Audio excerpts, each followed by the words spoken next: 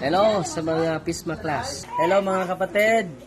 Patuloy po sa pagsiwalat sa katotohanan para maraming mga kaibigan natin, mga kapanalig natin na matuto sa mga katotohanan. At ipagdasal niyo po yung team natin sa ministry at ang Diyos po ay sobrang natutuwa sa ginagawa ninyo. Dahil sabi niya, ang may pananampalataya sa akin ay gagawa sa ating mga gawain. At yan po yung ginagawa natin, evangelization, preaching the truth, because sabi ni Father Gabriel Amort, we need to re-Christianizing the Christians. Dahil marami ngayon Kristiyano pero pagan yung mindset. At salamat sa inyo ha, malaking tulong yung ginagawa ninyo, kahit ilan lang yung manunood, makatulong po yun. Kahit isa lang yung ma-converted natin, malaki na yung reward natin sa kaharian ng Diyos. Amen. God bless.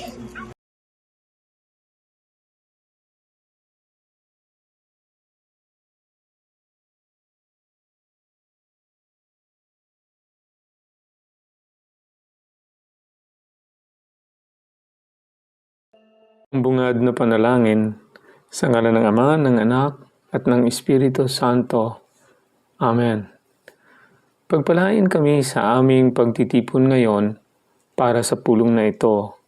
Gabayan mo ang aming isipan at puso upang kami ay magtrabaho para sa ikabubuti ng aming komunidad at tulungan ang lahat na iyong mga tao. Turuan mo kaming maging bukas palad sa aming pananaw, matapang sa harap ng kahirapan at matalino sa aming mga desisyon. Ama, pinupuri ka namin magpakailanman. Amen. Sa ngalan ng Ama, ng Anak, at ng Espiritu Santo. Amen. Shalom, papuri sa Diyos. Purihin siya. Magpasawalang hanggang. Sa mga kasama ko pong Pisma at sa lahat ng subaybay, tangkilik at nanalangin, sumusuporta sa channel na ipinagkaloob ng Panginoong Diyos, Pisma Plus, sa programang Pagnilayang Ebanghelyo sa Madaling Araw sa Pilipinas.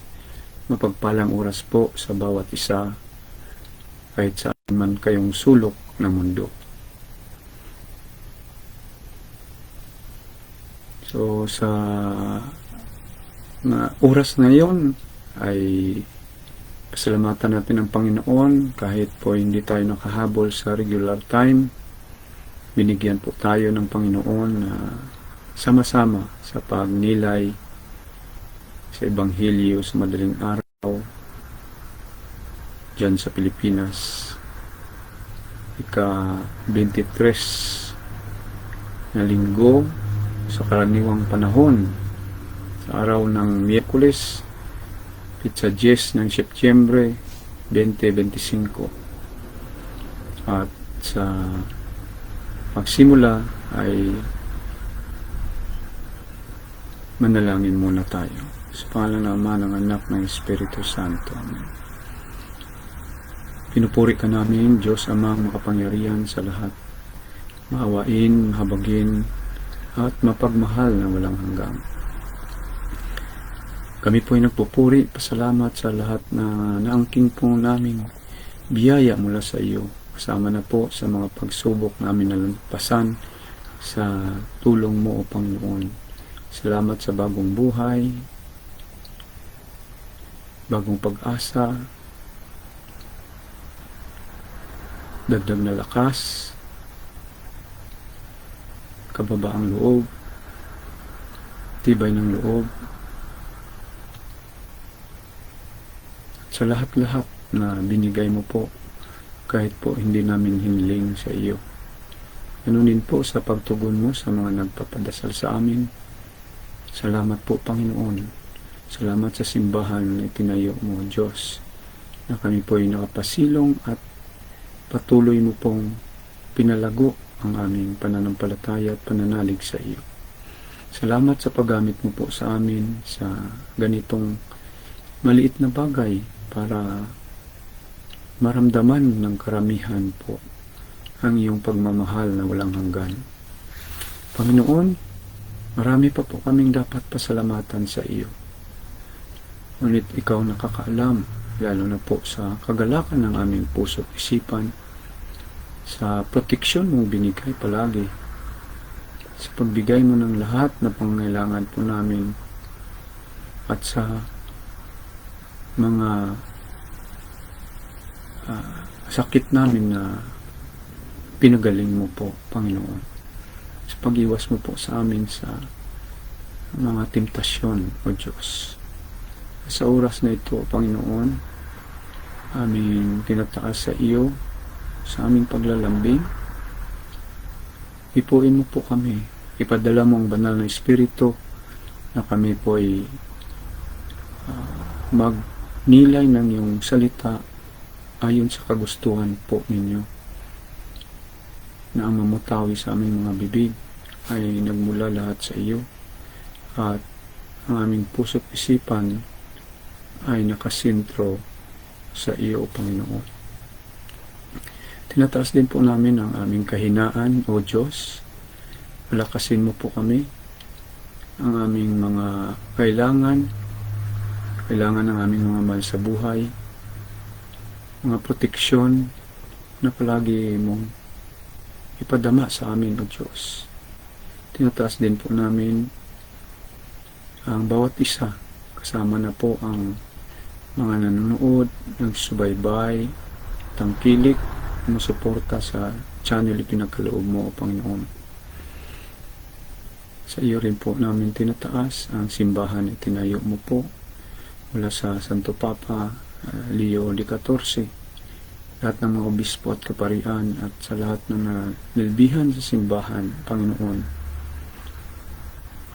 na palaging ingatan mo po, bigay mo ang katalinuhan at ang pagsunod po sa inyo, O Panginoon.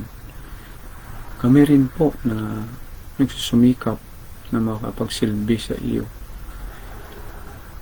Ibigay na po ang mga hinihiling po namin kasama sa mga hinihiling ng mga nagpapadasal sa amin. Tinataas din po namin ang aming mga karamdaman. Kasama na po ang mga kapatid po namin, kakilala, kaibigan, sa ospital o sa labas man, O Panginoon.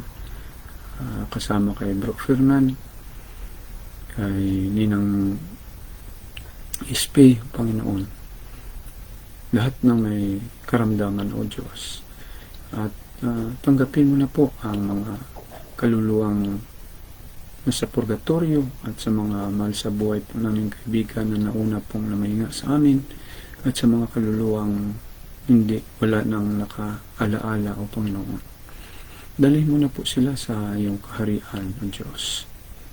At sa mga activities pa po namin sa community, sa lahat ng mga may pangangailangan, O Panginoon, sa iyo po namin isinisandal ang lahat na ito. Panginoon, tinataas pa rin po namin ang kapayapaan sa buong mundo, kapayapaan sa aming kinaroonan dito sa bansa mong banal, lalo na po sa kapayapaan sa aming puso at isipan. Ikaw na pong bahala, O Panginoon, sa lahat na ito, kasama po ang mga nagdiriwang sa ng kaarawan sa araw na ito, Panginoon, na ang kanilang mga plano, mga hinihingi sa iyo ay ipagkaloob mo po sa tamang oras, O Diyos. Lakas pa rin ang kailangan po namin sa aming mga trabaho, sa mga walang trabaho. Panginoon, bigyan mo na po, Panginoong Diyos. Sa walang makain, walang mga kailangan po nila. O Diyos, sa iyo rin po ang lahat ng papuri at pasalamat sa lahat ng bagay na aming nakamtan sa lahat ng oras, O Diyos. Ikaw na pong bahala at ang lahat pong ito ay aming pinapasalamatan, tinataas sa pamagitan ng matamis na pangalan ng Panginoong Jesucristo na namumuhay at naghahari kasama mo at ng banal na Espiritu, isang Diyos sa kapanahunan ngayon at magpa sa walang hanggang. Amen. Mama Mary, ipanalangin mo po kami. San Jose, ipanalangin mo po kami. Lahat ng mga anghel at mga banal sa langit, ipanalangin mo po kami. Sa pangalan ng Ama, ng Anak, ng Espiritu Santo. Amen. So, dako po tayo sa pagbasa ng ating Ebanghelyo. Ano po?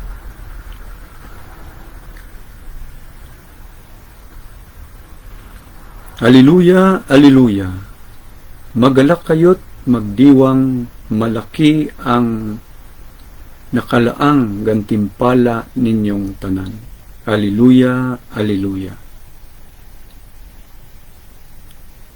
Ang mabuting balita ng Panginoon ayon kay San Lucas, Kabanata 6, talata 20 hanggang 26.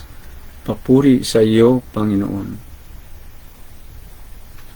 Noong panahong iyon, tumingin si Jesus sa mga alagad at kanyang sinabi, Mapalad kayong mga dukha, sapagkat ang Diyos ang maghahari sa inyo.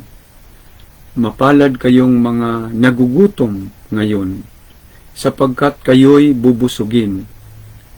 Mapalad kayong mga tumatangis ngayon, sapagkat kayo'y magagalak. Mapalad kayo kung dahil sa anak ng tao, kayo'y kinapupuutan, ipinagtatabuyan, at inaalimura ng mga tao, at pati ang inyong pangalan ay kinasusuklaman. Magalak kayo at lumukso sa tuwa kung ito'y mangyayari sa inyo, sapagkat malaki ang inyong gantimpala sa langit. Gayon din ang ginawa ng kanilang mga ninuno sa mga propeta. Ngunit sa aba ninyong mayayaman ngayon, sapagkat nagtamasa na kayo ng kaginhawaan. Sa aba ninyong mga busog ngayon, sapagkat kayo'y magugutom. Sa aba ninyong nagsisitawa ngayon, sapagkat kayo'y magdadalamhati at magsisitangis. Sa aba ninyo kung kayo'y pinupuri ng lahat ng tao, sapagkat gayon din ang ginawa ng kanilang mga ninuno sa mga bulaang propeta. Ang mabuting balita ng Panginoon, pinupuri ka namin, Panginoong Jesucristo. So mapagpalang oras po ulit, ano po? Shout out po kapatid na Yam Timontejo. Salamat po sa inyo na subaybay at makita ninyo ang mga bagay na kailangan pa po nating iayos, lalo na sa salita ng Panginoon. Ano po? So mapagpalang oras po ulit sa buong mundo at dako po tayo sa Ebanghelyo ng ating Panginoon na napakaganda. Ito po ay masasabi natin na pampalakas ng ating puso't isipan, lalo na po sa ating lahat na may hinaharap na mga pagsubok sa buhay. Ito po'y tugma sa ating mga sitwasyon. Ano po? At kung tayo'y marangya din, ay may mga paalaala ito sa atin. Ano po? So, mapalad kayong mga dukha. Totoo naman po. Dahil ang mga dukha ay nangangailangan talaga ng lahat ng bagay na wala sa kanila at sumasandal lang po sa awa at grasya ng Panginoong Diyos. So, yun po, ano? At lahat ay nasabi po ng Panginoon, no? Tayong nagugutom ay bubusugin. Tayo'y inaalimura, lalo na, no? Lalo na po minsan kung tayo'y nanilbihan sa simbahan, nanilbihan sa ating kapwa, hindi lahat ng ating ginawa ay ma-apresyar, no? At minsan yung tulong na magawa po natin sa ating makayanan sa tulong ng Panginoong Diyos ay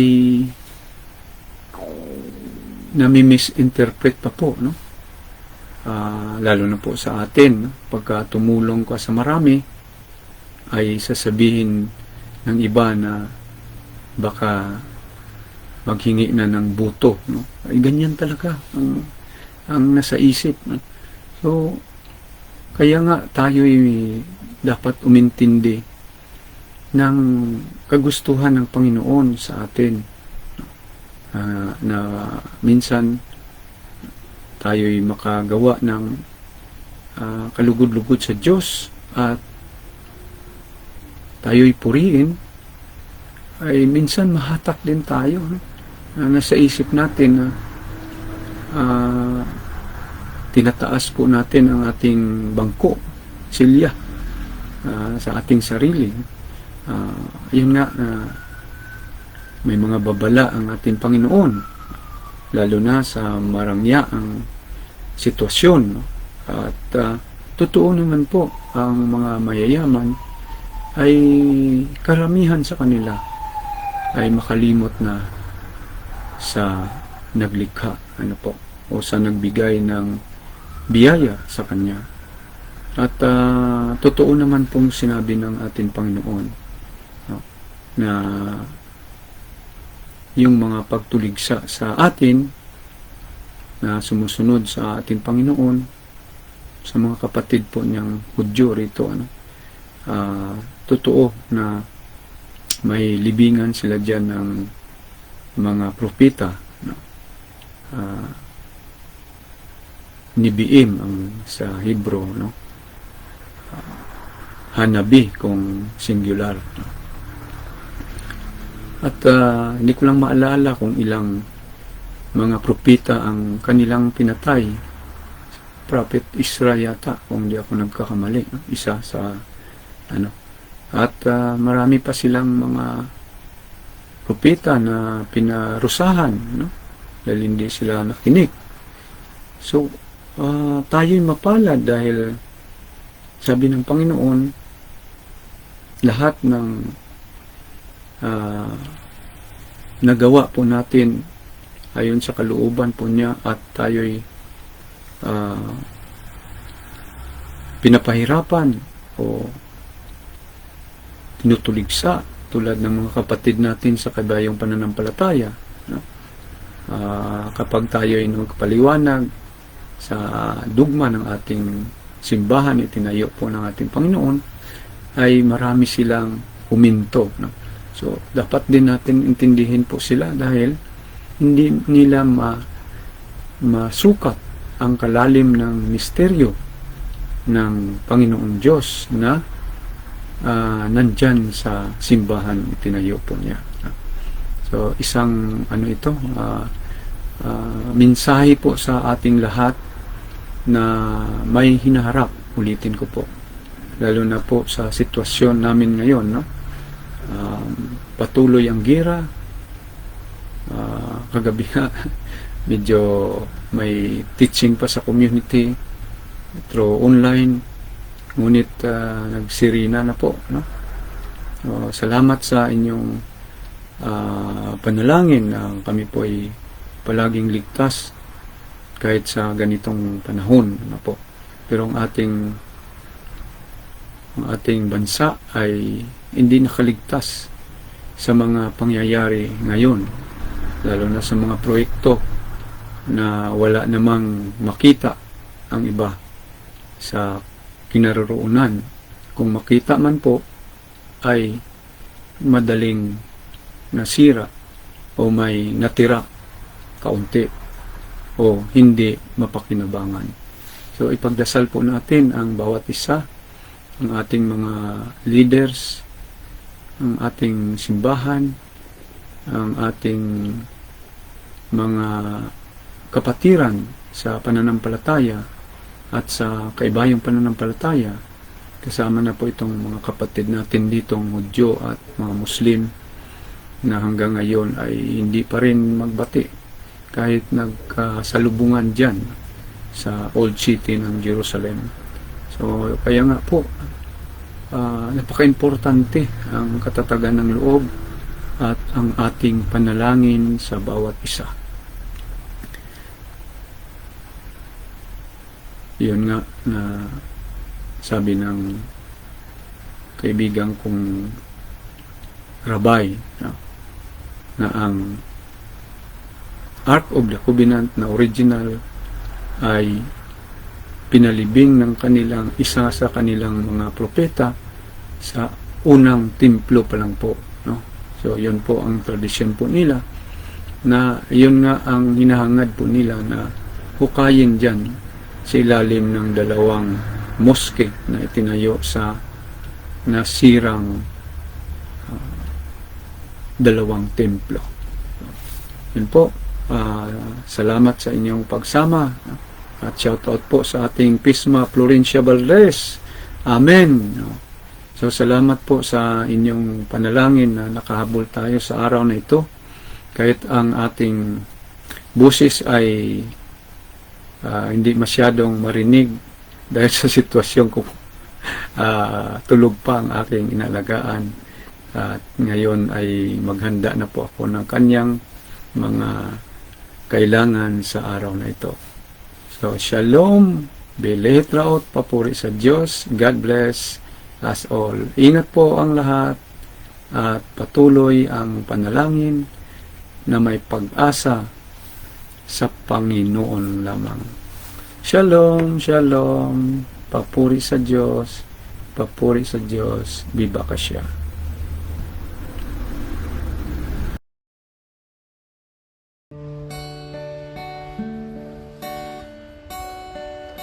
Lumapit ka,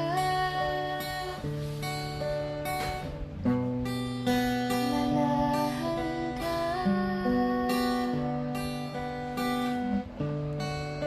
halina sa aking piling, tinatawagan ka, banal mong presensya, Espiritu, banal manahan ka, Espiritu, banal lumapit ka. Prayer for the indwelling of the Holy Spirit. In the name of the Father, and of the Son, and of the Holy Spirit. Amen. Holy Spirit, powerful consoler, sacred bond of the Father and the Son, hope of the afflicted, descend into my heart and establish in it your loving dominion. Enkindle in my tepid soul the fire of your love, so that I may be wholly subject to you. We believe that when you dwell in us, you also prepare a dwelling for the Father and the Son. Deign, therefore, to come to me, consoler of the abandoned souls and protector of the needy. Help the afflicted, strengthen the weak, and support the wavering. Come and purify me. Let no evil desire take possession of me. You love the humble and resist the proud. Come to me, glory of the living, and hope of the dying. Lead me by your grace, that I may always be pleasing to you. Amen. In the name of the Father, and of the Son, and of the Holy Spirit. Amen. Espiritu, banal manahan ka. Espiritu, banal lumapit ka. Tinatawagan ka. Banal mong presensya. Espiritu,